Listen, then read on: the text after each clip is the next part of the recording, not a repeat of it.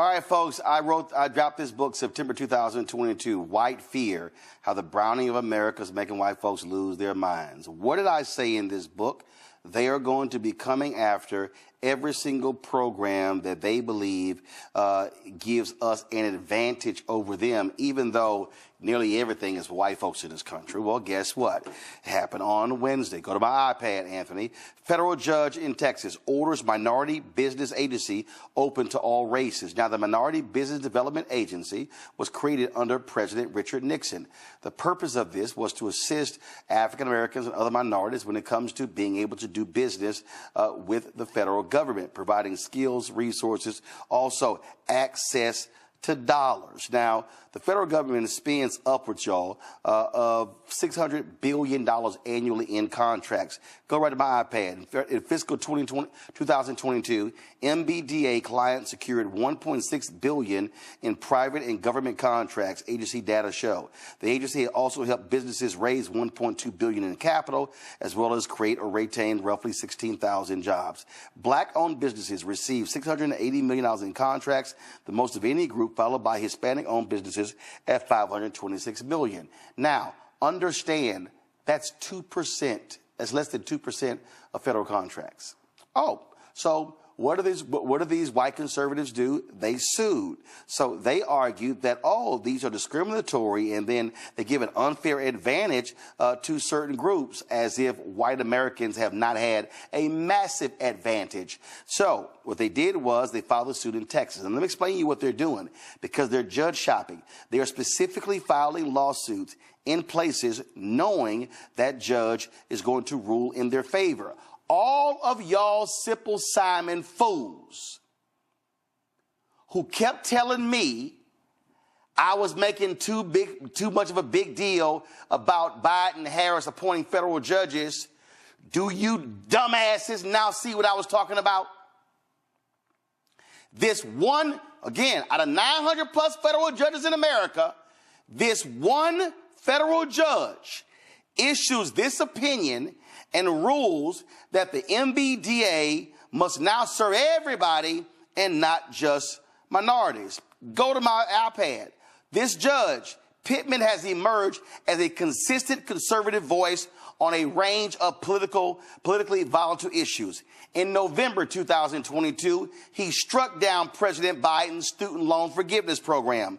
Months earlier, he set aside a Texas law barring adults younger than 21 from carrying handguns after concluding that age restrictions violated the Second Amendment right to bear arms. Now, here's the deal. If the MBDA under the Commerce Department does not appeal this decision, this goes into effect all across the country.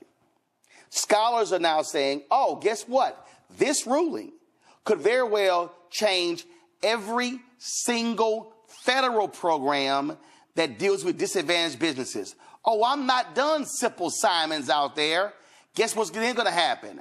They're going to go after every state program. Then they're going to go after every county program and every school district program and every city program. They're going to go after every single program. Oh, let's go beyond companies. They're going to go after corporate America. They've already gone after academia. So what they're saying is, oh no, you should be measuring everybody the same, even though white folks have been getting the hookup in everything. But y'all say the judges Biden Harris appoint don't matter. Oh, Trump gonna fill my pockets with some money, so we gonna roll with him. Stephen Miller, Trump's white nationalist top advisor, he was the one behind the lawsuit that stopped the money going to black farmers. So all you dumbasses running around here talking about Trump, when y'all tell me about Waka Flocka and Lil Wayne and Kodak Black and all of them, don't nobody want to talk about their lawsuits stopping and targeting black people. And you know what they doing, Matt? They are even using the 1964 Civil Rights Act and the 1866 Civil Rights Act against black folks in these lawsuits. Matt? I was listening to a podcast this morning from the National Constitution Center, and they were talking about the recent decision regarding the insurrection and whether Trump could be barred from the ballot. And one of the contributors on there said something I never heard, but I thought was brilliant. He said litigation as politics. He said that litigation is often used as politics, and that's precisely what's happening here. Your comment on the venue shopping is exactly right with Pittman, especially because what he said here is he said the 14th Amendment Equal Protection Clause essentially bars the MBDA from being able to consider race. But the reason we know that it exists is to make sure that an imbalance is somewhat righted by creating an agency that helps minority business owners. And I think what is so problematic about this, but is so important to your point that you always make, is that, there's just a fundamental presumption that when you step into a judge's courtroom, he or she is supposed to be fair. But the reality is there are lawyers, including me. When I file a lawsuit, I have to consider the venue where I'm filing it, right?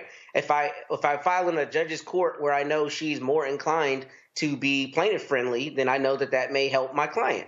And that's essentially what they're doing here. But what's scary about it is you have judges who are deciding on bedrock issues and divesting people of longstanding constitutional rights using the same logic that put in place these agencies to support us. And what's scary about this is not only are they going to continue attacking state programs, we're in the Fifth Circuit, the most conservative appellate circuit in the entire country. So the idea that the Fifth Circuit is not going to rubber stamp this is absurd. They are likely going to rubber stamp it. And then you get to a conservative Supreme Court with a 6-3 majority that has already said universities can't use race in their determinations. So the problem with this is it's going to set a precedent, or could set a precedent, where all the programs that are in place to try to right that imbalance to some extent are going to be under attack. And we're going to be going back to before the 1960s and the Warren Court that put in place some of these constitutional rights to help us, or recognize these constitutional rights to give us a fair shot in this country. So when you look at the suit, Kelly, one is a guy out of Fort Worth. Another is a immigrant from communist Romania. Go to my iPad.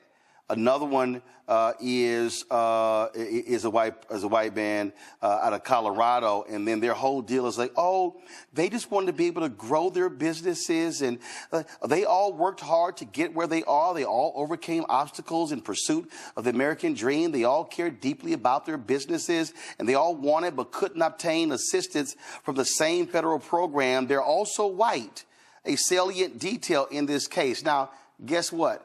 What Pittman didn't talk about are the programs that the federal government had to benefit women. See, when a Tennessee federal judge ordered changes to the 8A program, it was because a white woman applied. Same thing. I'm looking to grow my business, and I can't use those services. But guess where she actually helped grow her business? Through one of the programs for women, white women. Now, she didn't mind that program, but she sued for the minority program and got that thrown out. That's what we're dealing with. We're going to see these, and I'm telling you, everybody who's watching and listening better buckle up. They are going to go after any and every program in America that tries to offer some assistance to black people and others when we have had to deal with centuries of white racism, white affirmative action, white DEI, white business development programs. What I find so insidious about this entire situation is the notion that they keep pushing that these programs for minorities is the only way to get business, and that if white people aren't in them, then they are at a disadvantage, when there are plenty of other ways to get business that don't require, frankly, the strenuous processes that are available and have to be done in order to get into that program, to be approved for that program, to get money from that program. So it's insidious in that there's actually an easier way for these white people to get money, and that's just to apply to any other program. But the fact of the matter is they can't stand the thought of Black people, of minorities, having any type of advantage, which I don't even like using that word in this context, because it's not even an advantage so much as it is a balancing act. It tips the scale so that everything is relatively equal. I'm not even going to say fully equal, but more equal than it was. And they can't stand the fact that there are people in this country, Black people in this country, who are just as good as them and actually need the help because they've been so disenfranchised. And it just comes off as greedy, as insidious, as seated hatred for Black people as a whole to be as full Americans as white people have already been. So, Michael, here's what they're trying to say. Oh, well, the categories are just too broad, so they're assuming that this applies to all, and so then they go, well, this doesn't apply to an Oprah, so this is just too broad and unfair. Yeah, this is a huge backlash to 2 terms of President Barack Obama, and this backlash was unleashed under Donald Trump's administration. Going back to, we can look at September 2020 when Trump was in office, and he did an executive order banning critical race theory being used in training for federal employees. Then he starts attacking the 1619 Project. Okay, and September 2020 was 6 months before Christopher Rufo put out his tweet talking about how they were going to redefine what critical race theory was, right, and then start attacking it. So all this is all combined together, and this is trying to attack any programs that are perceived as being beneficial to African Americans. So this is why the judicial branch of government is so important, because they interpret law from the legislative branch of government, and they interpret policies coming from executive branches of government. So we're going to see more of this. And when you had the sisters on from the Fearless Fund, okay, you talked about how we were going to see more of this and how they were going to use that lawsuit from Ed Blum.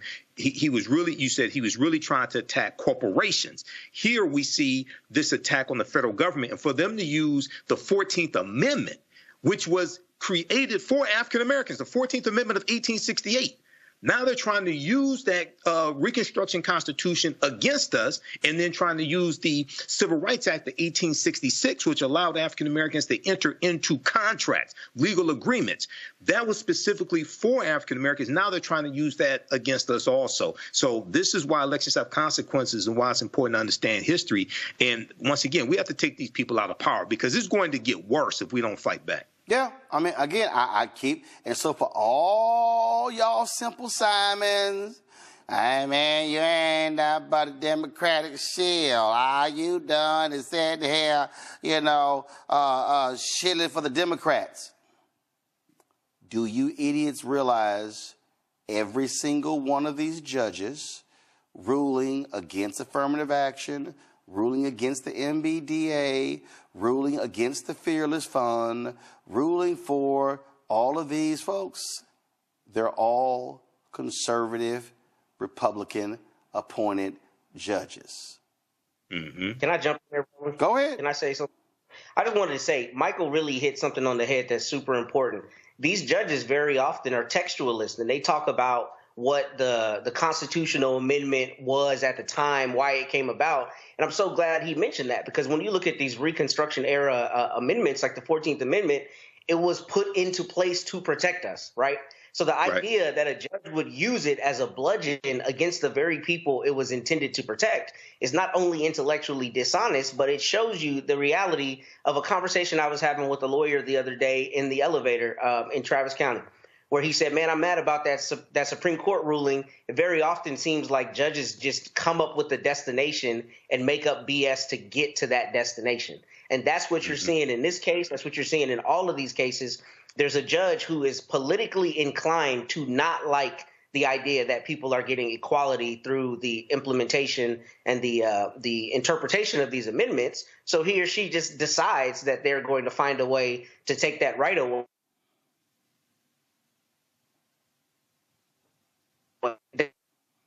cases. People don't realize it, but it's intellectually dishonest if your whole ideology is textualism, because the 14th Amendment came about to protect the very people it was used as a bludgeon against in this order. And again, for folks who don't understand this here, federal judges are appointed by the president. Federal judges are confirmed by the United States Senate. So if you want more judges like this guy, by all means, go vote for Trump. And by all means, elect the Republican United States Senate. But if you don't like this ruling, you might want to vote for Biden-Harris. And then you might want to make sure that Democrats control the Senate. I keep telling y'all, all this stuff is related. Student loan forgiveness. Going to a break. We'll be right back. Roland Martin, Unfiltered, on the Black Star Network. For this 10-week online history course, go to our website, AfricanHistoryNetwork.com, AfricanHistoryNetwork.com.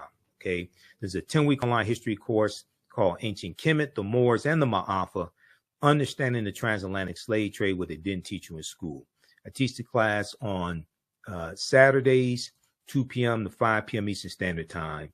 Our next classes are Saturday, March 9th, Saturday, March 16th, March 23rd, and March 30th. Okay, and then we have a few more classes after that. The class is on sale, $80, regularly $130. We do the sessions live. All the sessions are archived and recorded. You can go back and watch this anytime. So even after the course is over with, you can go back and watch the entire class, okay? And we instead of 10 sessions, we're going to do at least 11, possibly 12. The course outline, the lesson plans for all 10 classes or 10 plus classes are laid out here. And I'll go through and update it periodically because we add a few additional subjects. But we take you through our history. We deal with thousands of years of history and what leads up to the transatlantic slave trade taking place. So we deal with archaeological discovery that have come out in the last 10, 20. So we deal with Egypt on the Potomac and how the layout of Washington, D.C. is based upon ancient African principles coming out of ancient Kemet, ancient Egypt. Kemet, one of the original names for Egypt, meaning land of the blacks. We look at the African origins of Star Wars and the Assyrian drama. There's an excerpt of an interview that I did with Professor Kaba Hiawatha Kamene, where we look at this information. We look at the Hannibal Barca and the Punic Wars, okay, and especially the Battle of Cannae, 216 BC. We look at Hannibal crossing the Alps, crossing the Pyrenees, 219 BC, but the Battle of Cannae, 216 BC. The Battle of Zama, 202 BC, where Hannibal Barca is defeated by Publius Cornelius Scipio. And Publius Cornelius Scipio takes the surname Africanus after he defeats Hannibal Barca at the Battle of Zama in 202 BC. Africa is not named after a Roman general. The Roman general took the surname Africanus after he defeated Hannibal Barca. And we know that Africanus is Latin, meaning belonging to Africa. It's Latin, meaning belonging to Africa. We look at the 800-year occupation of the Europes, of the Africans known as the Moors, who take the teachings from the Nile Valley region of Africa into Europe. And this is going to bring Europe out of the Dark Ages. Okay. And we see the rise of Spanish conquest. We look at Christopher Columbus, and Columbus is essential to the expansion of the transatlantic slave trade and the exploitation of indigenous people and the exploitation of African people also. Okay. So we go through and look at this history chronologically. We also look at the fake Willie Lynch letter, 1712. Willie Lynch never historically existed. Wish we would just throw the Willie Lynch letter in the garbage can where it belongs. It's ahistorical.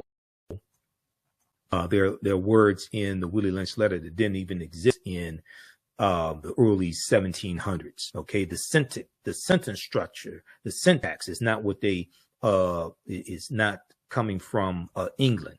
That's a 20th century sentence structure, in their words from the 20th century, from the industrial and the automotive industry, things like that, that are in that letter. That was written about 1970 by Dr. Kwabena Ashanti, who's come out and admitted he wrote the Willie Lynch letter, and his Professor Manu Ampim, who I'll be interviewing later this month, who exposed Dr. Kwabena Ashanti as the author of the Willie Lynch letter. It's a fraud. Dr. Kwabena Ashanti meant well, but I think it's done more harm than good. Okay, so you can register for that course at our website, AfricanHistoryNetwork.com. All right, let's continue here. And I posted the information here in the thread of the broadcast as well. You can also email us through the website if you have any questions. Right here where it says contact the African History Network, you can email us through the website right there. You can email us also, okay? And if you want to support us through PayPal or Cash App, let's see, we have a preview of the class here, and we have information for the African History Network show, Sundays, 9 p.m. to 11 p.m. Eastern Standard Time. We broadcast on my social media platforms. And we have our audio podcast on iHeartRadio, iTunes, Castbox, FM Player, TuneIn. It's about 9 different audio podcast platforms, okay? And you can support us also through PayPal and Cash App right here. $ the AHN show through Cash App, $ the AHN app. Click on the link here, takes you to our Cash App QR code. And I had to create this graphic because some people set up fake African History Network Cash App accounts. So these other ones out here are fake ones. Our tag is $ the AHN show, SHOW, and it may show my picture when you go to it also. But we have, click here on the link. We have the actual QR code, and this is our, you can support us through PayPal also,